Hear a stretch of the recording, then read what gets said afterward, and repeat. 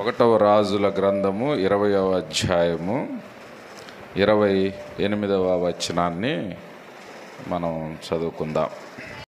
దైవజనుడు అయిన ఒకడు వచ్చి ఇశ్రాయేలు రాజుతో ఇట్లనెను, యెహోవా సెలవిచ్చున్నదేమనగా, సిరియనులు యెహోవా కొండలకు దేవుడే గాని లోయలకు దేవుడు కాడని అనుకొందురు.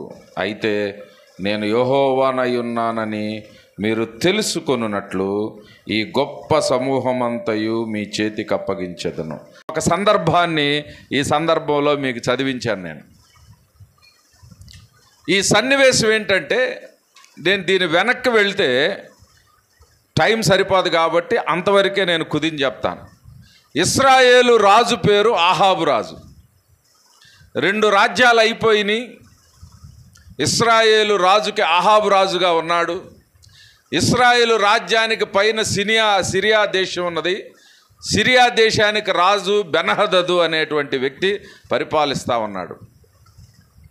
వందల వేల లక్షల మంది సైన్యం కలిగిన వ్యక్తి బెన్హదదు.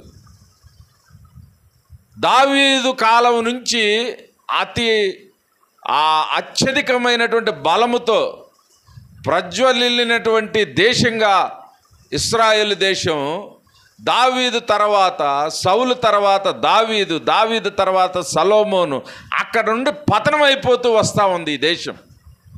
దీని వెలుగు తేజస్సు సంవత్సరాలు గడిచే కొంది, రాజులు మారే కొంది లైట్ డిమ్ అయిపోతూ ఉంది ఈ దేశపు వెలుగు. ఇదివరకు దేశంలో ఆ దేశాన్ని చూడడానికి షెబా దేశపు రాణి వచ్చేది. ఆ దేశం అంటే చుట్టుప్రక్కల ప్రాంతాల వారు భయపడతా ఉండేవారు. ఇప్పుడైతే ఎవరు పడితే వారు ఇజ్రాయెల్ దేశం మీదకి దండెత్తి వచ్చేస్తూ ఉన్నారు. దేశం పతనం అయిపోతున్న పరిస్థితుల్లో ఒక సందర్భం ఇది. ఇశ్రాయేలు రాజు పేరు ఏమనన్నాం? ఆహాబు రాజు. చెప్పండి, ఇశ్రాయేల్ రాజు ఎవరు? ఆహాబు రాజు. ఇశ్రాయేలుకి ప్రక్కనే ఉన్న దేశం పేరు సిరియా దేశం. ఆ రాజు పేరు బెన్హదదు. చెప్పండి, బెన్హదదు. చాలా శక్తివంతమైన రాజు. ఇతను ఏం చేశాడో తెలుసా? ఆ ప్రాంతాల్లో ఉన్న ఇంకా 32 రాజుల్ని పోగేస్తాడు ఇతను. అంటే 32 ట్రైబల్ కింగ్స్ అంటారు. అంటే దాని అర్థం ఏంటంటే, తెగలు గుంపులుగా ఉంటారు. ఒక ప్రాంతంలో ఒక 50,000 మంది 20,000 మంది ఉన్నారంటే ఆ తెగకు ఒక రాజు ఉంటాడు. ఆ తెగకు రాజు. అలాంటి 32 తెగలను పోగేస్తాడు ఈ రాజు బెన్హదదు. ఇతని సైన్యం 32 రాజుల సైన్యాలను తీసుకొని సిరియా దేశపు రాజు బెన్హదదు ఈ యొక్క ఇజ్రాయేలు దేశం యొక్క పట్టణాన్ని ముట్టడిచ్చేస్తాడు. ఇజ్రాయేలు దేశం యొక్క ముఖ్య పట్టణం పేరు, రాజధాని పేరు షమ్రోను. చెప్పండి, ఈ షమ్రోను పట్టణాన్ని ముట్టడి వేసేస్తాడు. అంత దూరంలో షమ్రోను పట్టణం ఉందనగా దారి వచ్చేపోయే వాళ్ళందరూ రాకుండా అక్కడ దిగుతారు. మొత్తం దిగేసేసి కబురు పంపిస్తాడు ఇజ్రాయేల్ రాజుకి. ఇజ్రాయేల్ రాజు పేరు ఎవరు? చెప్పాలి గట్టిగా. ఇదేదో మా ఊపిరితిత్తులు పోయేటట్టుగా మేము అరుచుకొని వెళ్ళేటట్టుగా రాలా ఇక్కడ మేము. మీకు కొద్దిగా అయినా మీకు తెలియాలా. ఇక్కడ మేము నిలబడ్డామంటే కొంత సబ్జెక్టు మీరు తెలుసుకోవాలి. ఈ బెన్హదదు కొంతమంది పెద్దలను పంపిస్తాడు, దూతల్ని, ఇజ్రాయేల్ రాజు దగ్గరికి. ఇజ్రాయేల్ రాజా, నీ బంగారం నాది, నీ వెండి నాది, నీ భార్యలు నా వాళ్ళు, నీ కుమార్తెలు నావారు, నీలో సుందరమైన వారు ఎవరైనా సరే వారు నాకు చెందినవారు అని చెప్పి దూతలను పంపిస్తాడు.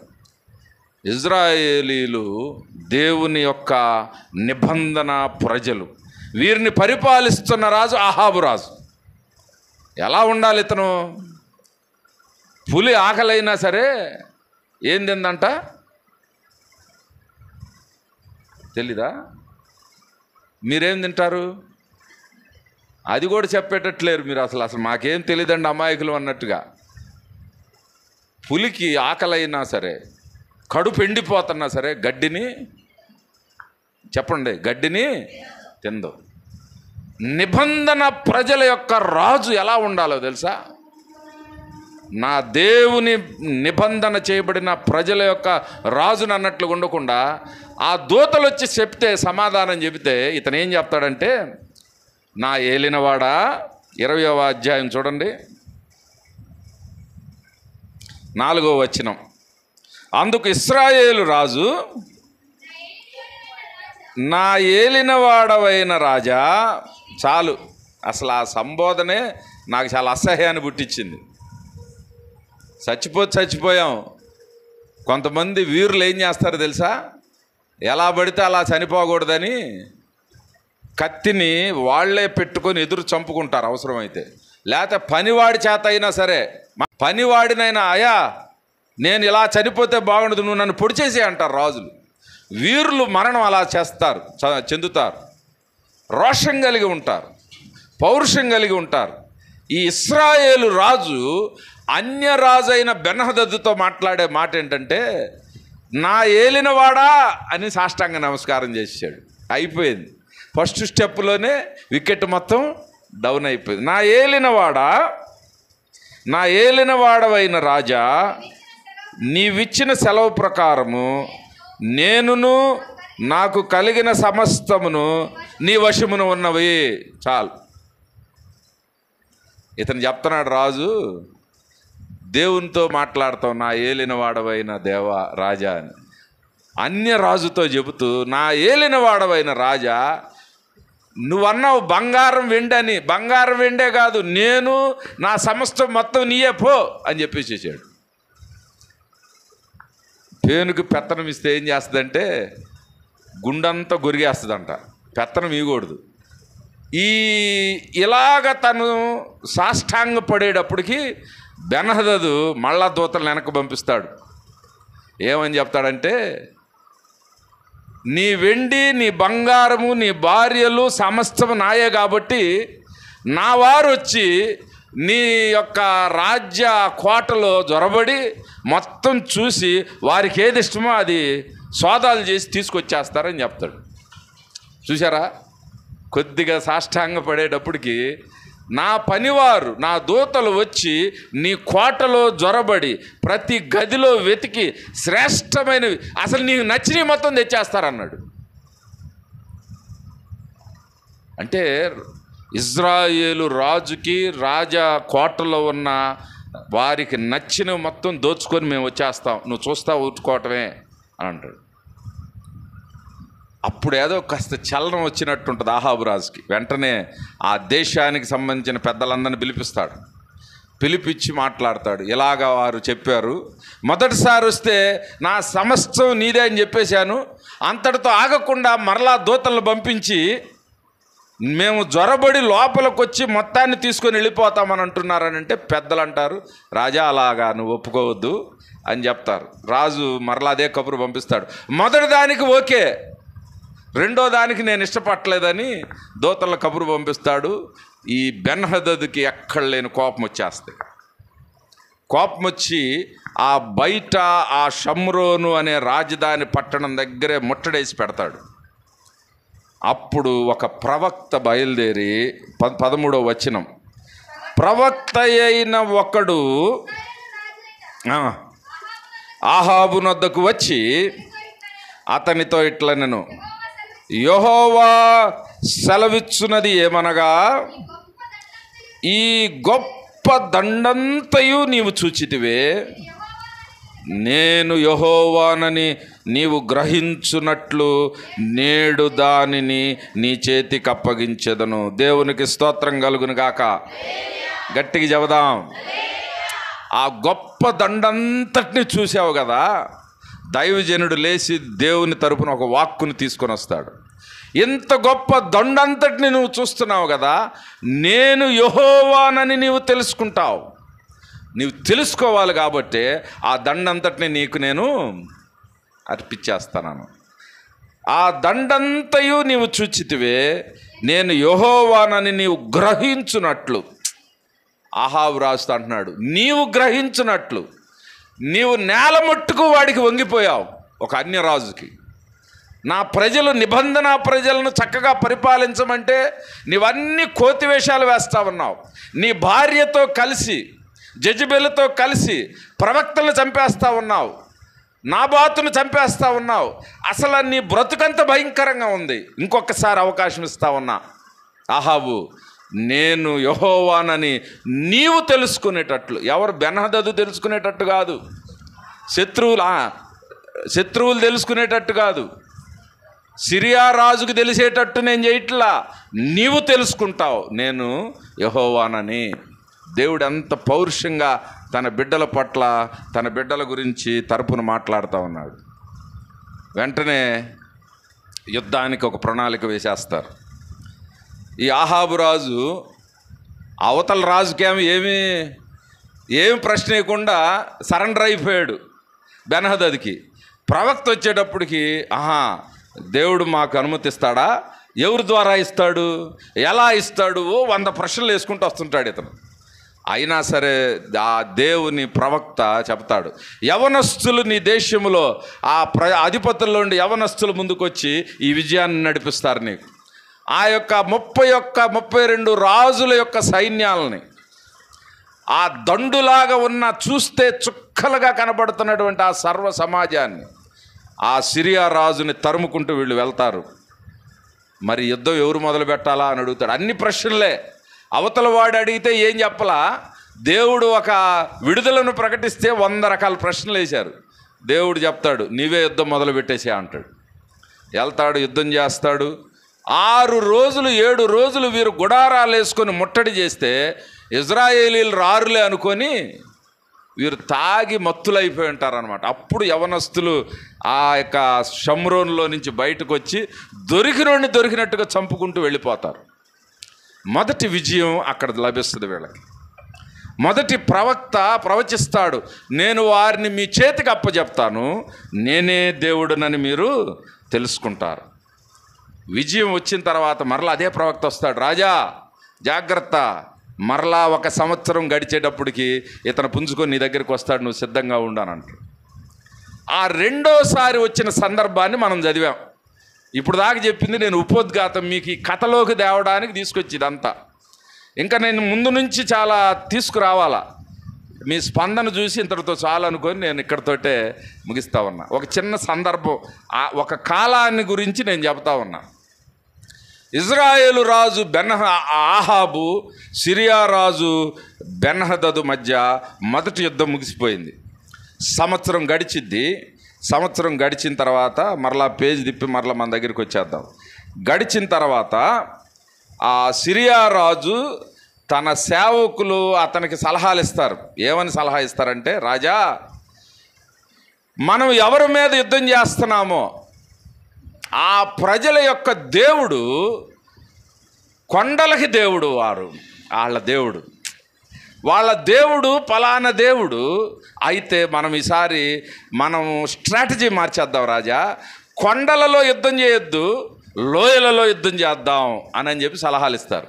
సలహాలు ఇచ్చి ఈ 32 మంది రాజులు ఉన్నారు కదా రాజా, వాళ్ళందరినీ తప్పించేసేయి, వీళ్ళు తాగి తందనాలు ఆడుతూ ఉన్నారు కాబట్టి ఆ కిందున్న సైన్యాధిపతులను నువ్వు వాళ్ళకి నాయకులుగా నియమించు, మరలా 32 మందిని నియమించు, ఎంతమంది చనిపోయారో వాళ్ళందరినీ రీప్లేస్ చేయి, మరలా సైన్యాన్ని రెట్టింపు చేయి, ఈసారి మనం వెళ్దామని చెప్పి సిరియా రాజు అయిన బెన్హదదుకి మరలా సలహాలు ఇస్తారు.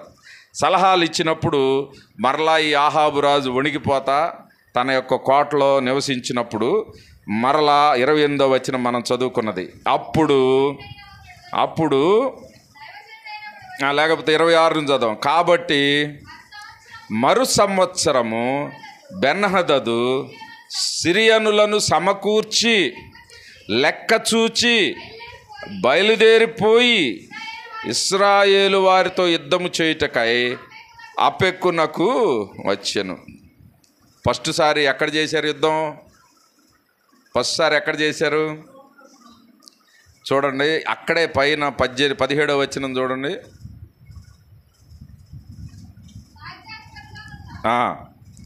ఆ యవనస్తులు యుద్ధం చేస్తారని చెప్పాడు కదా ప్రవక్త. ఆ యవనస్తులు ముందుగా బయలుదేరినప్పుడు బెన్హదదు కొందరిని పంపెను. షమ్రోనులో నుండి కొందరు వచ్చి ఉన్నారని బంటులు తెలియజేయగా, మొదటి యుద్ధం ఎక్కడ జరిగింది? ఆ షమ్రోనులో నుండి కొందరు వచ్చి ఉన్నారని. సాతానుడు స్ట్రాటజీ మార్చేశాడు. ఇప్పుడు శత్రువు, ఓహో వీళ్ళు ప్రార్థనలో ఉంటే మనం జయించలేకపోతున్నాం, వీళ్ళని ప్రార్థనలోంచి బయటకు తెచ్చి వీళ్ళని డీల్ చేద్దాం, వీళ్ళతో వ్యవహరిద్దాం అన్నట్టుగా ఒక్కొక్కసారి మనల్ని ప్రార్థనలో తప్పించేస్తుంటాడు సైతాన్. గ్రౌండ్ మార్చేస్తాడు. ఒక్కొక్కసారి ఇండియా టీము ఇండియాలో తెగాడేది, బయటికి వెళ్ళంగానే ఆస్ట్రేలియా వెళ్తే అసలు బంతులు ఏడ దెబ్బ తగులుతుంది కాపాడుకోవటమే సరిపోద్ది బ్యాట్స్మెన్ల పని. నెత్తికి గాయాలు, తలకు గాయాలు, డొక్కల్లో ప్యాడ్లు పెట్టుకొని ఉండేవాళ్ళు. సౌత్ ఆఫ్రికా వెళ్తే అక్కడ భయం, ఇంగ్లాండ్ వెళ్తే అక్కడ ఆ బాల్ కనపడేది కాదు మన వాళ్ళకి పాతకాలపు రోజుల్లో. అందుకనే మన ఇండియాను ఓడించాలంటే వాళ్ళ కంట్రీలో సిరీస్ వేస్తారు, దెబ్బెమ్మట మనోళ్ళు ఓడిపోతూ ఉండేవాళ్ళం. వ్యూహం పన్నాడు బెన్హదదు. షమ్రోను దగ్గర ఆ కొండల ప్రాంతంలో వీరు మనల్ని జయిస్తూ ఉన్నారు. ఈసారి అపెక్కు అనేటువంటి మైదాన ప్రాంతం, లోయ ప్రాంతంలోనికి మనం వీరిని తీసుకొద్దామని చాలాసార్లు మనము ఆలోచిస్తూ ఉంటాం. ఒక్కోసారి సాక్ష్యం విన్నామనుకో, ఆ ఇంట్లో వారు ఉపవాసం ఉండి ప్రార్థన చేశారు, మంచి ఉద్యోగం వచ్చిందండి అని అంటే, సాక్ష్యం వింటున్న ప్రజల్లో నుంచి మనం వాళ్ళ ఇంట్లో అయితే జరిగిద్దిలే, మన ఇంట్లో అయితే అది జరగదులే అని. ఒక్కొక్కసారి కొంతమంది ఏమనుకుంటూ ఉంటారంటే, ఈ స్వస్థతలు చూస్తూ ఉన్నప్పుడు వీళ్ళ దేవుడు తలనొప్పి తగ్గిస్తాడు, కాళ్ళ నొప్పి తగ్గిస్తాడు, ఒళ్ళు నొప్పులు తగ్గిస్తాడు, కానీ ఆ కుంటోడు గుడ్డోడిని బయట మార్చినట్టుగా ఎక్కడ కనపడదు. ఆటికి దేవుడు తప్పితే వీటికి దేవుడు కాదని అనుకుంటారు బయట కొంత విమర్శకులు. ముసలికి నీళ్ళల్లో చాలా బలం ఉంటుందంట. ముసలిని నీళ్ళల్లో జయించలేదు, దాన్ని జయించాలంటే బయటికి తెచ్చామనుకోండి, అది వెంటనే దానికి పెద్ద బలం ఉండదు. ఒక పక్షి పాముని చంపాలంటే నేల మీద పక్షి ఉంటే పాము జయించేస్తుందంట. అందుకని గ్రద్ద ఏం చేస్తుంది తెలుసా, ఆ పాముని అట్ట పట్టుకొని పైకి తీసుకెళ్తుంది, గాల్లోకి తీసుకెళ్తుంది. గాల్లోకి పాముని తీసుకెళ్తే పాముకి అసలు బలం అంతా పక్షికి ఆ గ్రౌండ్లో, ఆ ఎయిర్లో బలం ఎక్కువ ఉంటుంది. సర్పము నిర్వీర్యం అయిపోద్ది, పైన నిలబడలేదు. కొంతమంది అంటుంటారు, కుర్రోళ్ళు బయటికి ఎక్కడికన్నా వెళ్తారు, ఆడేది చిన్న గొడవ అయింది, గొడవ అవ్వగానే వాళ్ళు స్థానికులుగా వీళ్ళకి 2 దెబ్బలు వేస్తారు. వీళ్ళు తలదించుకొని మెల్లగా బండ్లెక్కి కిక్కు కొట్టి రెడీగా ఉండి, రే మా ఊరు రండిరా చూసుకుందాం అంటుంటారు. ఏమంటారు అంటే ఏంది, మా ఊరికి వస్తే మాకు బలం, మా బలం ఏందో మేము చూపిస్తాం. స్థానం మారిస్తే కొంత బలహీనం అయిపోతారు ఎవరైనా సరే. వీళ్ళు కూడా గమనించారు. ఇశ్రాయేలీల దేవుడు, ఇంక వీళ్ళు పెట్టిన పేరేంటో తెలుసా, నేను చదివించిన చోట యెహోవా సెలవిచ్చినదేమనగా 28వ వచనం, సిరియనులు యెహోవా కొండలకు దేవుడు అని అన్నారు. ఇంకా పైన చదివితే భలే గమ్మత్తు పేరు పెట్టారు వీళ్ళు. 23వ వచనంలో వారి దేవతలు కొండ దేవతలంట. దేవుడి గురించి వాళ్ళు మాట్లాడుకున్న మాటలు అన్యులు కదా, వాళ్ళకి తెలియదు. వాళ్ళు ఆహాబు రాజుతో, బెన్హదదుతో చెప్తా ఉన్నారు. ఇశ్రాయేలీల గురించి చెబుతూ, బెన్హదదు రాజా,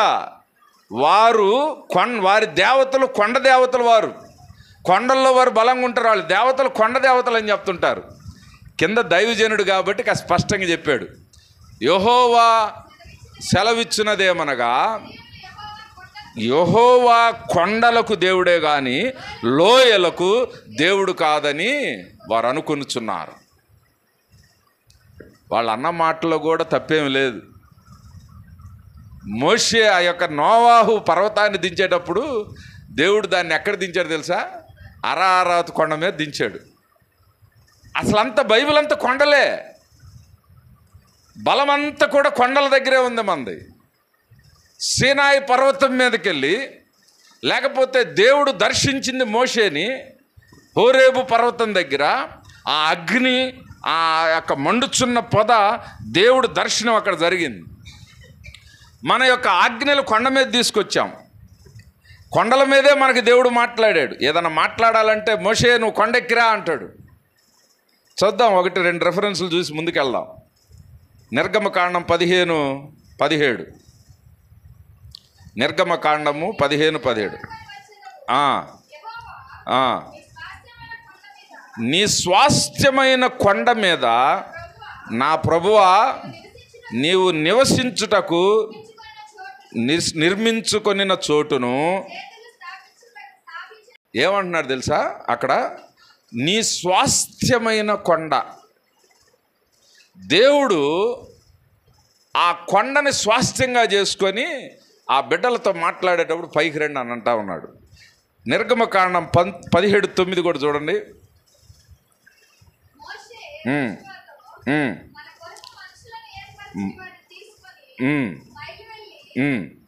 అమాలేకులతో యుద్ధము చేయుము, రేపు నేను దేవుని కర్రను చేతబట్టుకొని ఆ కొండ శిఖరము మీద నిలిచేదను. యుద్ధం రావడానికి కొండ మీదకి నేను వెళ్ళి నిలబడతానని అంటాడు. దేవుడు ఆ కొండ మీద మోషేని దర్శిస్తాడు. మండుచున్న అగ్నితో దిగి వస్తాడు, ఆజ్ఞలు ఇస్తాడు. మందసం యొక్క ఆ యొక్క బయలుపరచటం, ఆ మందసాన్ని బయలుపరిచింది కొండ మీదే, ఆజ్ఞలు ఇచ్చింది కొండ మీదే. అన్ని కొండల మీద జరుగుతూ ఉన్నాయి. అన్యులకి సబ్జెక్ట్ తెలిసిపోయింది బాగా. దీనికి ముందు కర్మేలు పర్వతం మీద ఆ బలి ఇచ్చేటప్పుడు ఆ ఎద్దును నరికి ముక్కలుగా చేసినప్పుడు ఆ ఏలియా ప్రార్థన చేస్తూ ఉంటాడు. ఇది ఆహాబు కాలంలో ఏలియా ప్రవక్త ఉన్నటువంటి దినాలు. ఆ కర్మేలు కొండ మీద ఆజ్ఞాపించి ప్రార్థన చేస్తే అగ్ని దిగి ఆ బాగా నీరుతో నిండి ఉన్న మాంసాన్ని కూడా ఉడికించి పడేస్తుంది, కాల్చివేస్తుంది. వాళ్ళకి అర్థమైపోయింది, ప్లేస్ మార్చేద్దాం రాజా, కొండలు వీరి బలం. అసలు అన్ని కొండలే. దేవుడు ఆ కొండ మీద 40 దినాలు ఉపవాసం ఉన్న తర్వాత సాతాన్ని ఓడిస్తాడు, వాడిని గద్దిస్తాడు కొండ మీద. ఆరోహణం అయ్యింది కొండ మీదే, దిగి వచ్చేది కొండ మీదే, ధన్యతలు చెప్పింది కొండ మీదే అన్నీ. అందుకనే కీర్తనకారుడు అంటాడు, కొండల తట్టు నా కన్నులెత్తుచున్నాను. ప్రభు రేపు దిగొచ్చేది కూడా సియోను కొండ మీదే. ఒలీవ కొండ, సియోను కొండ, హోరేబు కొండ, సీనాయి కొండ. ఈ కొండలన్నీ కూడా చాలా కీలకమైన చారిత్రక ఘట్టాలు దేవుని లేఖనాల్లో. వీళ్ళు మాట్లాడుతున్నది కూడా కరెక్టే.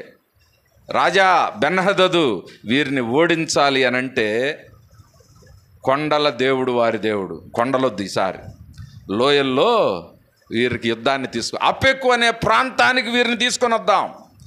అక్కడ మన సైన్య బలం ఏంటో మనం చూపిద్దాం. వారిని ధ్వంసం చేయాలన్నా, వారిని నాశనం చేయాలన్నా వారు లోయల్లో మనకి చిక్కుబడతారని ప్రణాళిక వేసుకొని వారు వస్తారన్నమాట. అప్పుడు ఆ సందర్భంలో మనం చెప్పుకున్నటువంటి మాట మళ్ళొకసారి చదువుదాం. 28వ వచనం. దైవజనుడు ఒకడు వచ్చి ఇశ్రాయేలు రాజుతో ఇట్లనెను,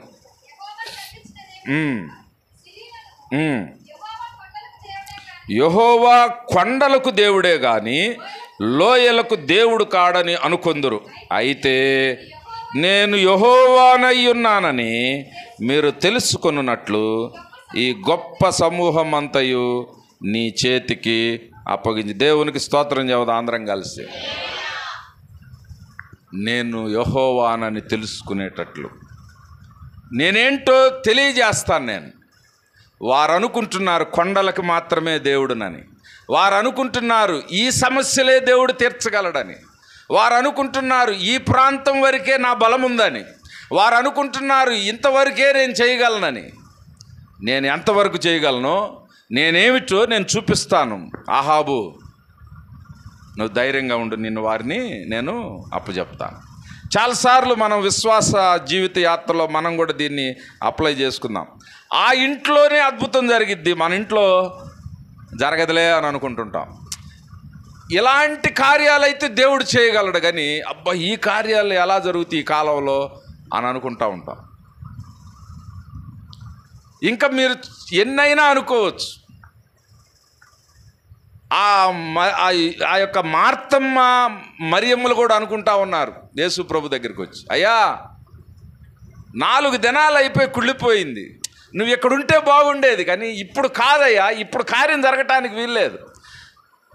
సజీవులకు నువ్వు దేవుడుగానే చూస్తున్నారు వాళ్ళు, కానీ దేవుడు సజీవులకు మృతులకు కూడా ఆయన మార్తా నువ్వు ఆగు, నేను చూస్తాను, కార్యం చేస్తానని చెప్పి ఆ యొక్క సమాధి బండ దగ్గర ఆయన గొప్ప కార్యాన్ని మనం చేసినట్టుగా మనం చూస్తాం. చాలాసార్లు మనం కూడా అనుకుంటాం ఈ కార్యము జరగటం అసాధ్యం.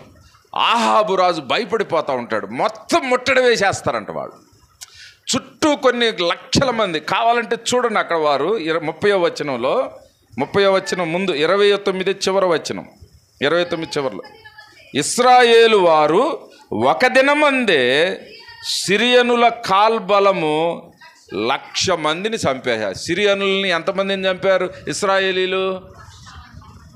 అదేంటంటే ఎంతమంది వచ్చారు వీళ్ళ మీదకి? వీళ్ళు ఎంతమందో తెలుసా? 7,000 మంది ఉన్నారు. వాళ్ళు చంపిన వాళ్ళు 1,00,000 మంది అంటే ఇంకెంతమంది ఉన్నారు చూడండి. అసలు ఒక దండులాగా వచ్చేసి చుట్టుపట్టేశారంట. కావాలంటే చూడండి, ఇంకో మాట చదివిస్తాను నేను మీకు. 27వ వచనం, పోగు చేయబడి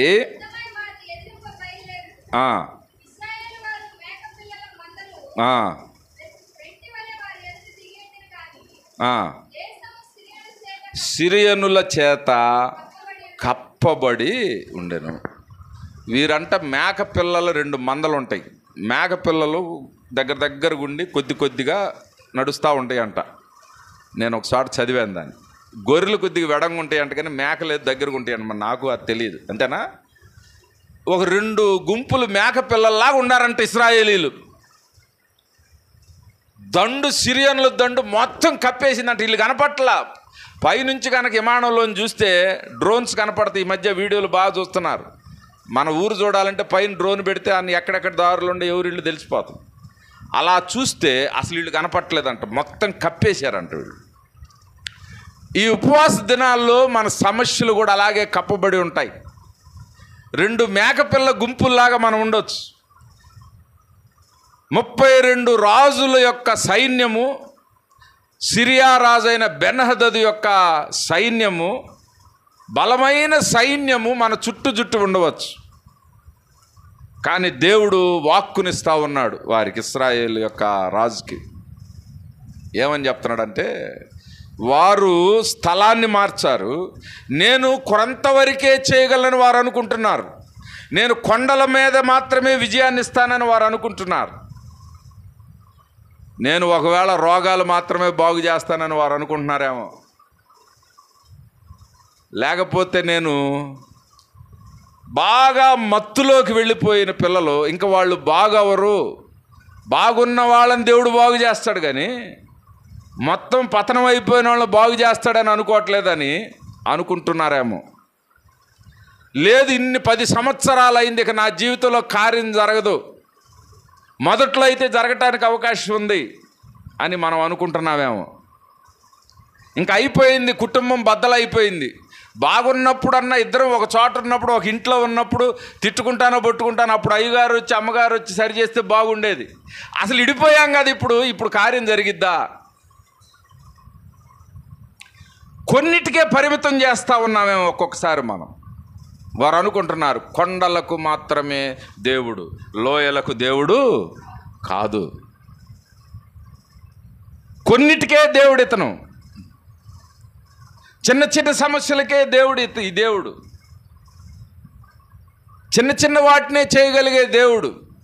కొన్ని చోట్ల అంటుంటారు దెయ్యాలను ఎల్లగొట్టే దేవుడు అని అంటుంటారు. ఏమంటారు?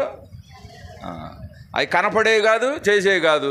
మీరు ఊగుతూ ఉంటారు, పడిపోతుంటారు, దెయ్యం పడిపోయిందని మేము చెప్తాము. ఇవన్నీ విమర్శలు.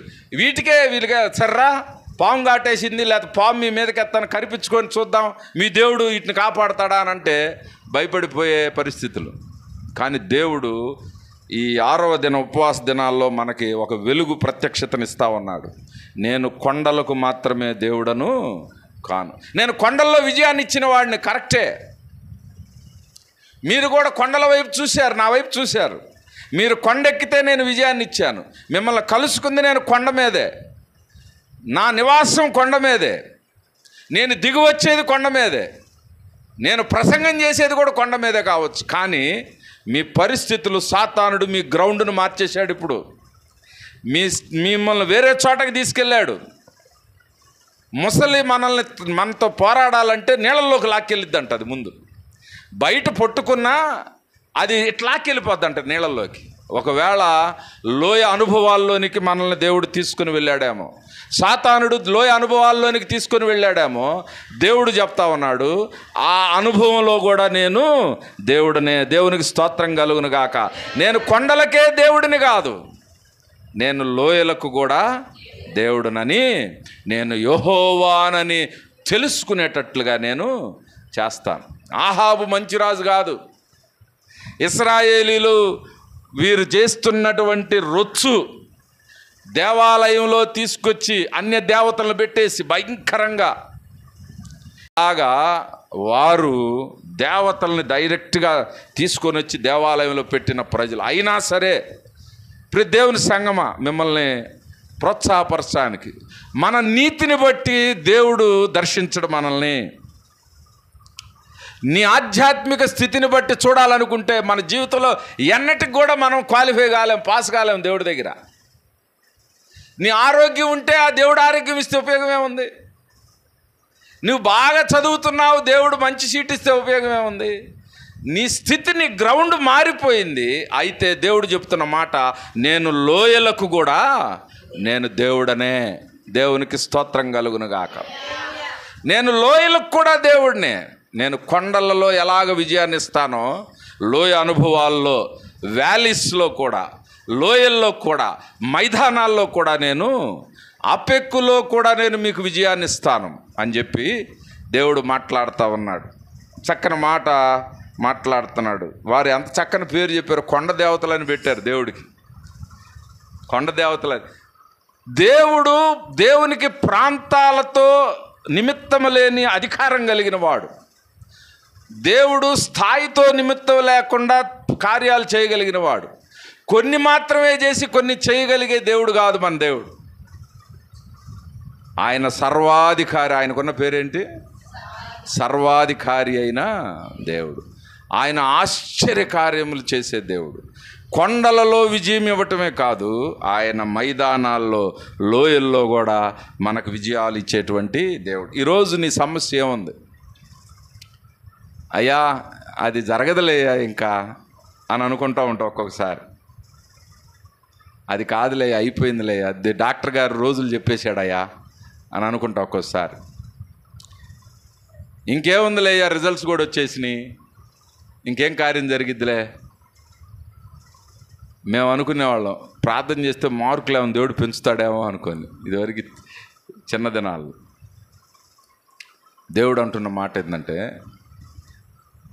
ఆ లోయ అనుభవాల్లో కూడా నేను మీకు విజయాన్ని నేను ఇస్తాను. దేవునికి స్తోత్రం కలుగును గాక.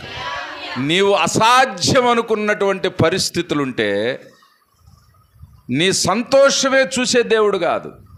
నీవు బాగా పోరాడుతున్నప్పుడు విజయం ఇచ్చే దేవుడు కాదు.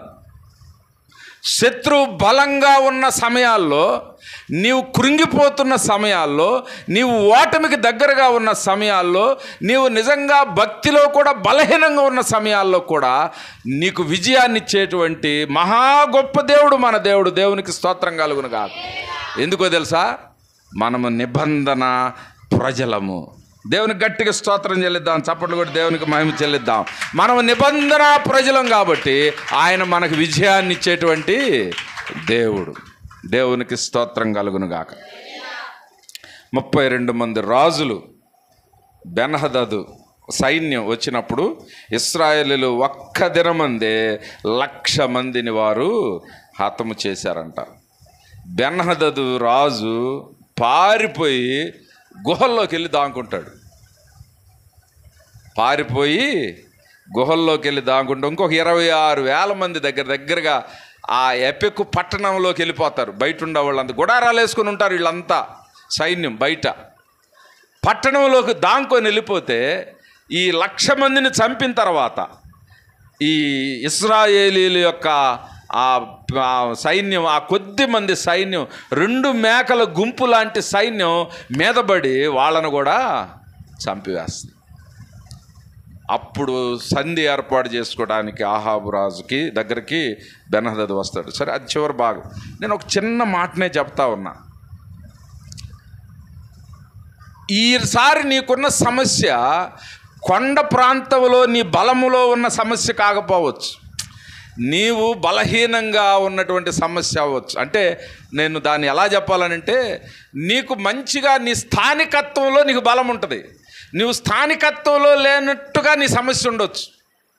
చేపకి నీళ్ళల్లోనే దానికి బలం ఉంటుంది, ముసలికి నీళ్ళల్లో బలం ఉంటుంది, పక్షికి గాలిలో బలం ఉంటుంది, మనకి పుట్టిన ఊర్లో కాస్త బలం ఉంటుంది. నువ్వు వెళ్ళి పాకిస్తాన్లో పిచ్చి పిచ్చి వేసాలు వేసారనుకోండి, ఏం చేస్తారు? ఊరుకోరాళ్ళు. ఇప్పుడు ట్రంప్ ఉన్నాడు అమెరికాలో, రే మొత్తం బయలుదేరి సర్దుకొని వెళ్ళిపోండి అన్నాడు, అంతే అందరూ వచ్చేస్తున్నారు. ఓ తెగ ఎగిరారు మనోళ్ళు అమెరికా అని. స్థానికులం కాదు మనం, వాళ్ళు స్థానికులు, అందుకనే వారు మనల్ని తరిమేశారు.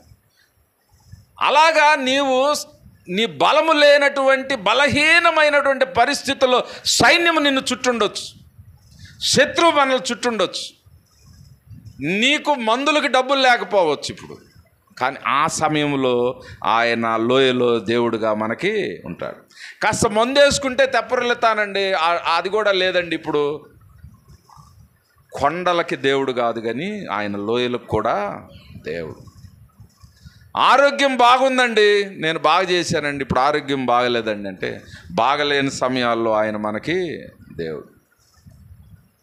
కృంగిపోతున్న మన జీవితాల్లో ఈ నిరీక్షణ కలిగిన మాట, ఏ పరిస్థితి అయినా సరే, ఇక్కడ మనం ఒక్క పదాన్ని పరిచయం చేసి నేను ఆపేస్తాను.